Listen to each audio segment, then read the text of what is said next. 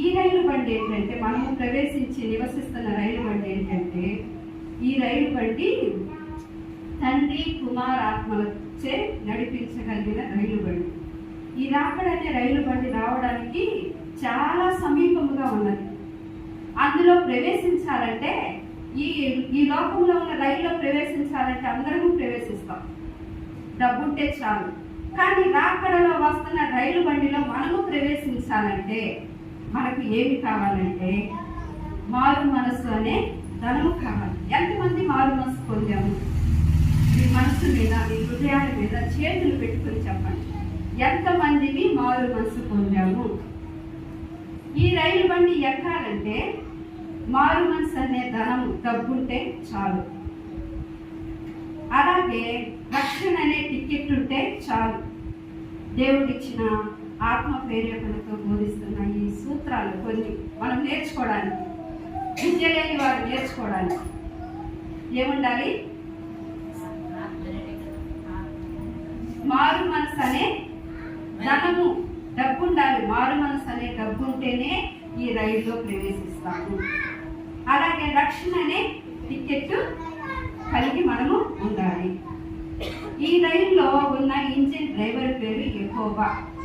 మనం ప్రవేశించి నివసిస్తున్న ఈ రైలు అనగా ఈ పరిశుద్ధ ఆదివారము వింటున్న వాక్యాలు ఎవరు మనకు బోధిస్తుంది?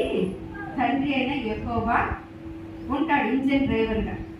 ఆయన ఉంటేనే ఈ మారు మనసు రక్షణ ఉంటేనే లోపలికి వెళ్ళగలం.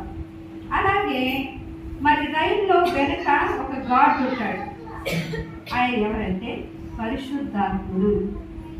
పరిశుద్ధాత్ముడు, పరిశుద్ధాత్ముని సహాయంతోనే మనము బైబిల్ చదవగలం, ప్రార్థన చేయగలం, నివసించగలం. ఆ పరిశుద్ధాత్ముడు ఎవరి కంటికి కనిపించడు.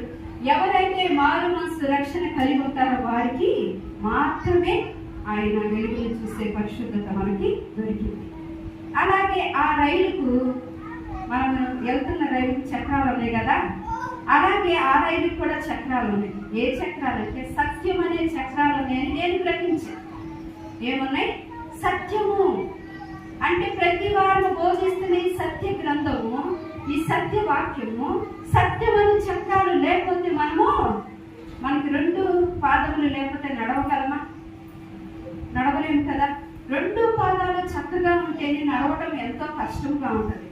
కానీ ఆ రైలుకు దేవుడు, రాకడనే రైలు బండుకు సత్యం అనే చక్రాలు పెట్టాడు. అలాగే బండిలన్నిటికీ హారన్లు ఉన్నాయా లేవా? హారన్ కొడితేనే